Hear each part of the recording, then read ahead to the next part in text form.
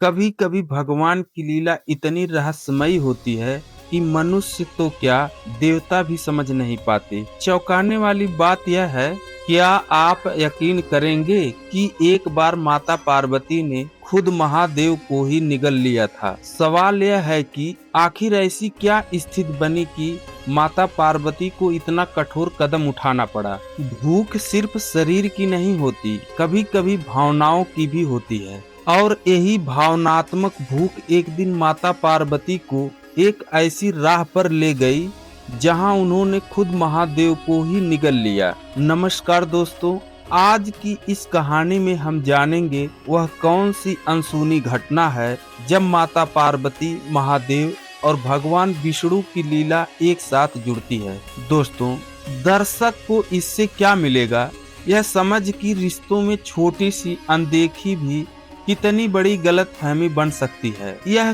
क्यों जरूरी है? क्योंकि हर संबंध में भावनाएं उतनी ही महत्वपूर्ण होती हैं जितना प्रेम। कभी कभी घर में भी ऐसा ही होता है।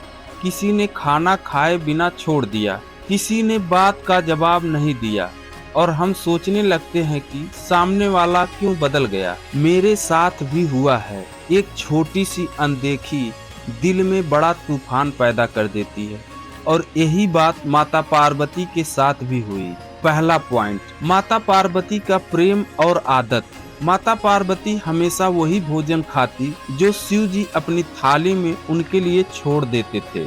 यह एक परंपरा नहीं बल्कि प्रेम का प्रतीक था। एक छोटा सा उदाहरण, जैसे कोई माँ पहले अपने बच्चे को खिलाती है फिर खुद खाती है। एक दिन भगवान विष्णु ने लीला करते हुए शिव जी से कहा कि आज अपनी थाली का सारा भोजन खा लो। पॉइंट नंबर 2, भूख, गुस्सा और गलतफहमी। जब माता पार्वती को भोजन नहीं मिला तो उन्हें तेज भूख लगी और मन दुखी हो गया। वे महादेव के पास पहुंची पर वे ध्यान में लीन और कोई उत्तर नहीं दिया। यहीं से माता के मन में दर्द, गुस्सा और भूख एक साथ उठी और उसी गुस्से में अपनी भूख शांत करने के लिए वे महादेव को ही निगल गई। जब भावनाएं काबू से बाहर हो जाएं तो सही गलत का फर्क धुंधला पड़ जाता है। तीसरा पॉइंट, गलती का एहसास और धूमावती रूप। महादेव को निगलते ही माता पार्वती विधवा स्वरूप में बदल गई। यह देखकर उन्हें तुरंत अपनी भूल का एहसास हुआ। जीवन की सच्चाई, कभी कभी हमारी एक गलती हमें खुद पर ही सवाल खड़े कर देती है। सोचने पर मजबूर करने वाली लाइन यह है, अहंकार और आवेश हमेशा सबसे पहले उसी को जलाता है जिसे वह पकड़ता है। खास बात यह है, रिश्तों में छोटी सी बात भी मन में दबा कर ना रखें। तुरंत पूछें, बात करें, समझें, वरना गलतफहमी बढ़ती जाती है। लागू करने वाली बात यह है, जवाब न मिलना मतलब यह नहीं कि सामने वाला गलत है। हो सकता है वह किसी और ध्यान में हो।